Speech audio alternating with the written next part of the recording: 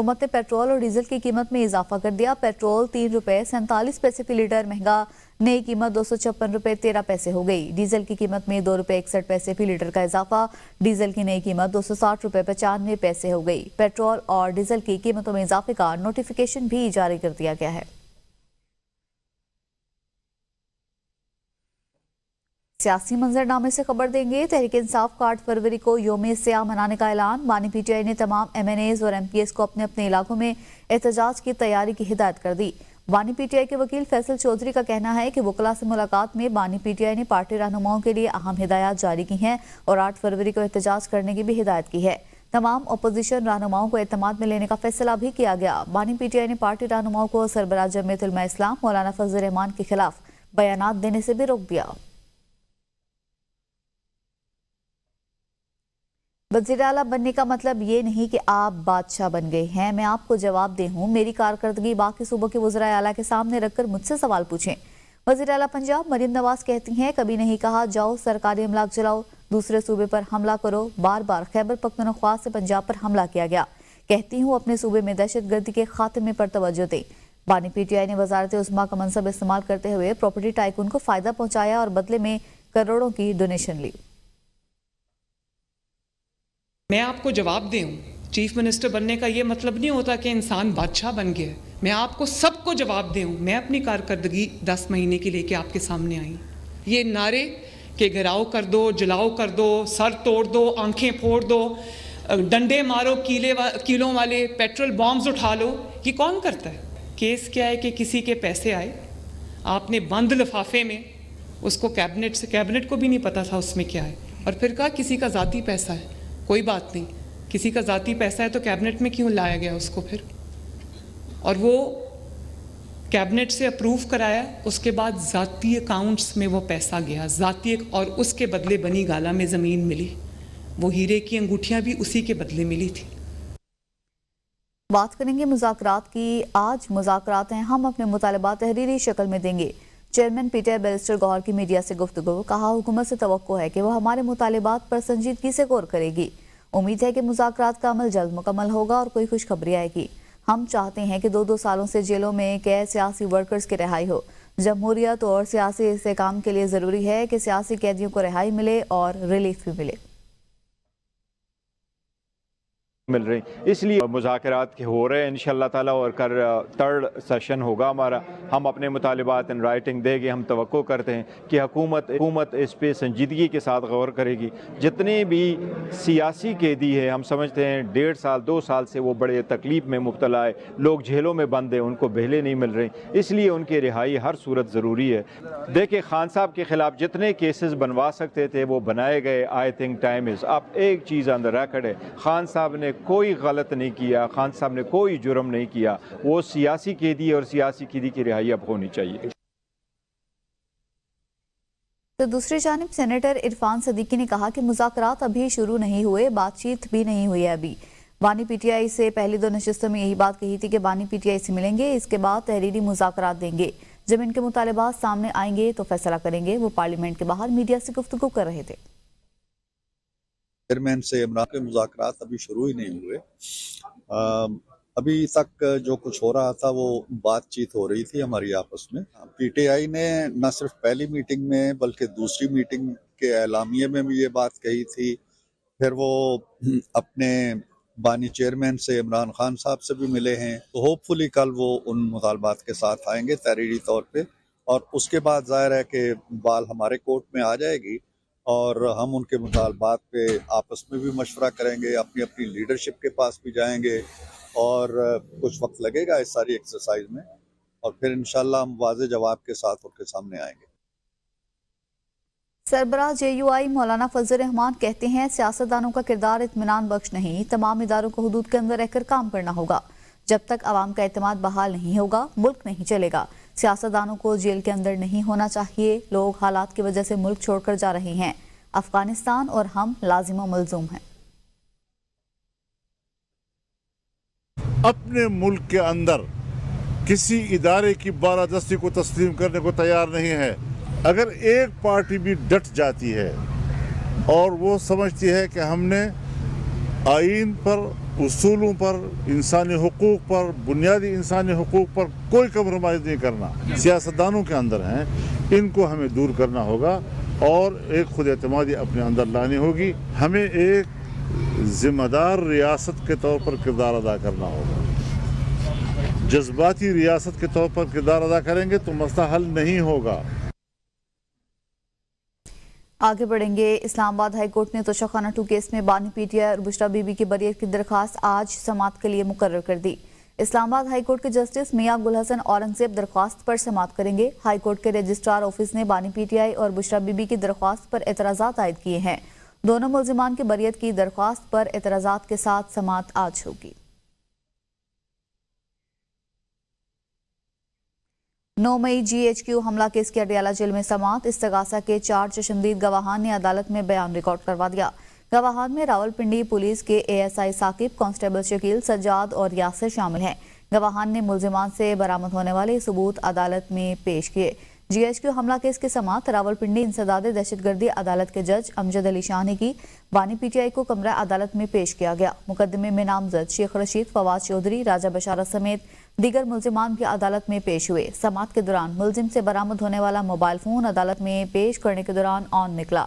मुल्जिमान से बरामद डंडे, झंडे, PTI की टोपियां, तारें और माचिस भी अदालत में पेश किए गए। शवाहिद में शोहदा के मुजस्समों के बरामद टुकड़े भी अदालत में पेश किए गए। गवाहान ने मुल्जिमान से बरामद एंटी राइट फोर्स से छीना हेलमेट और पेट्रोल बम पेश किया।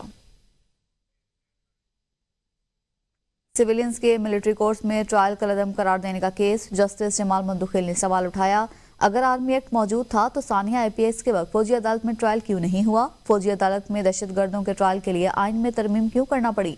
दौरान समाअत साबिक चेयरमैन सेनेट रजा रुमानी की 21वीं तरमीम पर वोट देने और रोने का तस्करा भी किया गया। तफसीलात इब्राहिम अब्बासी की इस रिपोर्ट में। फौजी अदालतों के ट्रायल केस में ख्वाजा हारिस ने दलाइल दिए कि अदालती फैसलों में मिलिट्री कोर्ट्स तस्लीम शुदा हैं। आर्मी एक्ट के तहत जुर्म का गठजोड़ हो तो मिलिट्री ट्रायल होगा। जस्टिस जमाल मंदोखेल ने कहा, क्या गठजोड़ के साथ जुर्म का इर्तकाब करने वाले की नीयत भी देखी जाएगी? मुल्जिम कह सकते हैं कि मेरा ये जुर्म करने का इरादा नहीं था। जस्टिस जमाल मंदोखेल ने रिमार्क्स दिए, दहशतगर्दों का फौजी अदालत में ट्रायल करने के लिए आइन में तरमीम करना पड़ी। ख्वाजा हारिस ने कहा, फैसले के मुताबिक दिफाए पाकिस्तान में दहशतगर्दी और जंगी सूरत हाल दोनों का जिक्र है। जस्टिस जमाल मंदोखेल ने कहा, मिलिट्री कोर्ट्स को तस्लीम करते हैं, कानून में तरमीम के लिए मकमल में लगे पैबंद का जायजा लेना है। क्या सानिया आर्मी पब्लिक स्कूल में गठजोड़ मौजूद था और क्या हमले के वक्त आर्मी एक्ट भी मौजूद था? जस्टिस नईम अख्तर अफगान ने कहा, 21वीं तरमीम केस के फैसले में कानून साजी की नीयत का पहलू भी देखा गया। जस्टिस हसन अजहर रिजवी ने कहा, साबिक चेयरमैन सेनेट के आंसू भी तारीख का हिस्सा हैं। केस की समाअत कल तक मुलतवी कर दी गई। उधर PTI सिकंदर सुल्तान राजा की जगह नए चीफ इलेक्शन कमिश्नर की तकर्रुरी के लिए सरगर्म। अपोजिशन लीडर उमर अयूब ने स्पीकर कौमी असम्बली से चीफ इलेक्शन कमिश्नर की तकर्रुरी के लिए पार्लिमानी कमेटी तश्कील देने की दरख्वास्त दे दी। अपोजिशन लीडर उमर अयूब ने स्पीकर कौमी असम्बली अयाज सादिक को और सेनेटर शिबली फराज ने चेयरमैन सेनेट को खतूत लिख दिए। शिबली फराज ने खत में लिखा, आर्टिकल 215 के तहत चीफ इलेक्शन कमिश्नर की मुद्दत 26 जनवरी को खत्म होगी। आर्टिकल 213 के तहत आईनी तकाजा पूरा करने के लिए पार्लिमानी कमेटी तश्कील दी जाए ताकि नए चीफ इलेक्शन कमिश्नर की तकर्रुरी पर मुशावरत की जा सके। वज़ीर मुमलिकत शिज़ा फातिमा का सेनेट इजलास में इज़हार ख्याल, कहा इंटरनेट का मसला स्पेक्ट्रम पर दबाव की वजह से हुआ। स्पेक्ट्रम बढ़ेगा तो इंटरनेट स्पीड बेहतर होगी। शिज़ा फातिमा ने कहा, पाकिस्तान में सबमरीन की 8 केबल्स आती हैं, इनमें से एक डेड है, 2 नई केबल्स आ रही हैं जिससे इंटरनेट में बेहतरी नजर आएगी। वज़ीर कानून आजम नज़ीर तारड़ ने कहा, रियासती मिल्कियती इदारों का सालाना खसारा सैकड़ों अरब है। जो मुलाजमीन सर्विसेज की मियाद पूरी कर चुके उनको कबल अज़ वक्त रिटायरमेंट देंगे। जिनकी मुद्दत 7 साल तक रहती है उनको भी पैकेजेस दे रही हैं। बाकियों के लिए सरप्लस पोल की ऑप्शन रखी है। PTI सेनेटर अली जफर ने कहा है कि हुकूमत के बकौल 190 billion pound open and shut case है। हम इत्तेफाक करते हैं क्योंकि इनके सारे केसेस ओपन होते हैं लेकिन अदालतें शट कर देती हैं। ये बानी PTI को इंतकाम का निशाना बनाते हुए जेल में रखना चाहते हैं। बच्चों को पढ़ाने के लिए यूनिवर्सिटी बनाई गई, ऐसे केस में सजा देकर बानी PTI को नुकसान नहीं पहुंचाया जा सकता। सेनेट से इजहार ख्याल में अली जफर ने कहा कि पहली मर्तबा हो रहा है कि मुल्जिम सजा सुनाने का मुतालबा कर रहा है और केस बनाने वाले छुप रहे हैं। पहली बार देख केस बनाते हैं open and shut, bar bar open and shut case बनाते हैं। अदालतें कहती हैं ओपन करो और शट कर दो। एक सियासी इंतकाम लेना चाह रही है हुकूमत। अल कादिर केस की बात करते हैं, सबसे पहले तो मैं आपको बताऊं ऑन द रिकॉर्ड कि इससे इमरान खान साहब को नुकसान नहीं पहुंच रहा, इससे उन बच्चों को नुकसान पहुंच रहा है जिनको आपने पढ़ाना था। ये पहली बार देखा है मैंने कि एक फैसला जिसके ऊपर इल्जाम लगाया है उससे दौड़ रहा है। सियासत में मजहब को लाने की कोई जरूरत नहीं। 190 मिलियन पाउंड केस को इस्लामी टच दिया जा रहा है। बैरिस्टर अकील मलिक कहते हैं वर्ल्ड फूड प्रोग्राम ने खैबर पख्तूनख्वा हुकूमत की करप्शन बेनकाब कर दी। गरीब माओ और बच्चों के इमदादी प्रोग्राम में लूटमार, जुल्म, सूबे के वसाइल इंतशार और फसाद के लिए इस्तेमाल किए जाते हैं। यहाँ पे मिस अप्रोप्रिएशन ऑफ फंड्स हुए हैं और ये वो फंड्स हैं जो सूबे की आवाम के बेहतरी के लिए, उनकी जो है नशोनुमा के लिए, उन बच्चों की नशोनुमा के लिए, उन गरीब माओं के लिए था। जो पैसों को ज़ाया करना, पैसों का अपनी जेबें भरना या अपनी जेबों में बटोरना, यही इस सियासी जमात का वतीरा है और वहाँ की हुकूमत का वतीरा है। तो वफाकी वज़ीर एहसन इकबाल ने कहा है कोई मुल्क अमन और सियासी इस्तेहकाम के बगैर तरक्की नहीं कर सकता। वज़ीर मनसूबाबंदी एहसन इकबाल का कहना था कि पाकिस्तान का मुकाबला पाकिस्तान से करें। हमने ए ग्रेड हासिल किया है। तरसीलात में इजाफे के साथ शरह सूद में कमी वाक़या हुई है। बदकिस्मती से पाकिस्तान ने जब भी उड़ान भरी, रोड़े अटकाए गए। आज जनूबी कोरिया, मलेशिया और थाईलैंड की बरामदात बहुत आगे बढ़ चुकी। हम आज भी सिर्फ 30 अरब डॉलर्स पर खड़े हैं। भारत ने हमारी पॉलिसीज को अपनाया और खूब तरक्की की। सीपैक के जरिए पाकिस्तान में सरमायाकारी आई।